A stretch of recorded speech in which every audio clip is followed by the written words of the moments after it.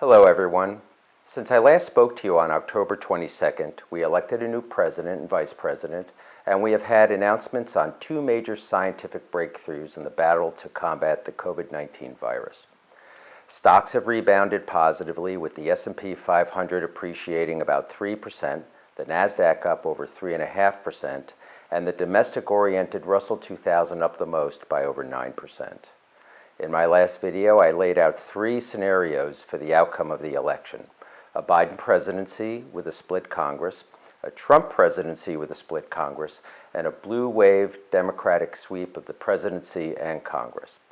The election was called for Joe Biden and Kamala Harris on November 7th, and they will take office on January 20th, 2021, with a near-even split in Congress.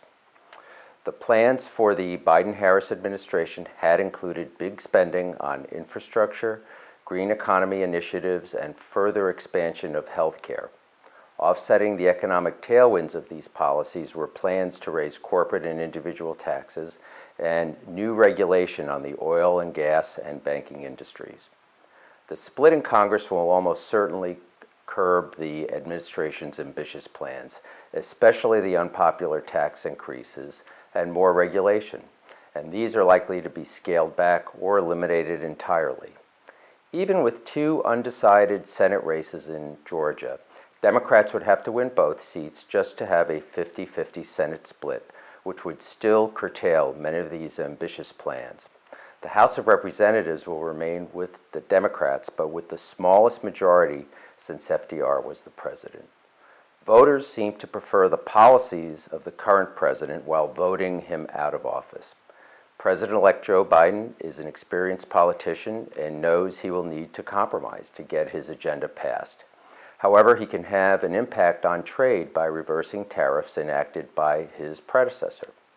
I believe that a priority will be to reverse or at least lessen tariffs, most likely on European products, especially autos.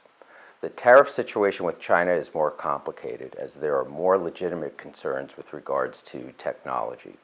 At a minimum, the tensions with China will likely lessen under a Biden administration, and this is a positive for several industries, but especially for technology.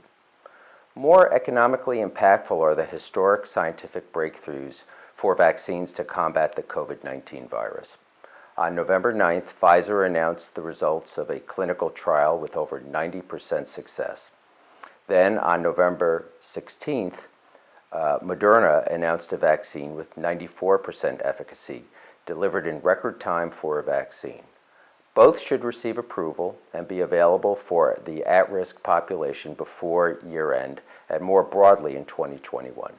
These breakthroughs increase the likelihood that our economy can potentially return to normal by mid-year 2021.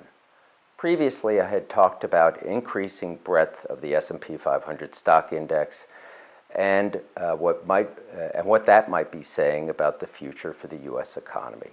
This is also happening in more dramatic fashion in the small-cap Russell 2000, which I've called the reopening benchmark, because it is a better indicator of the U.S. economy than a broad multinational index like the S&P 500. When looking through the sectors, economically sensitive consumer, industrials, materials, and financials, laggards for most of the year, are beginning to catch up and perform well based on recent financial performance and the prospects for a return to normal economic activity. Contrasting the positives is the sharp rise in the rate of infection from COVID-19 and the possibility of targeted shutdowns in various states. While I do not think a national lockdown is going to happen, more stimulus is badly needed as small businesses continue to suffer. Despite attempts at a deal between the White House and Congress, which did not happen before the election for political reasons, but now that the election is behind us, there is a chance that a deal can be hammered out in the lame duck session of Congress. Though the recent rise in infections is troubling and could still potentially have a negative impact on the economy and the stock market, it should be very short-lived and nothing like the sharp slowdown earlier in the year as vaccinations against the virus become more available. And real hope is on the horizon. On behalf of everyone at Palisade Capital, we wish you a very happy and safe Thanksgiving. Thank you for your time.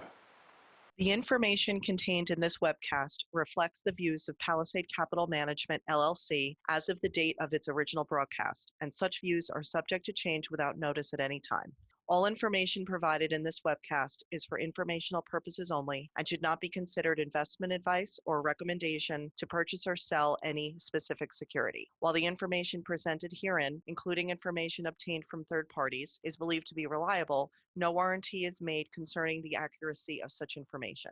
There can be no guarantee that any forecast discussed in this webcast will be realized. Consult your financial advisor before making any financial planning or investment decisions. Past performance is not a guarantee of future results.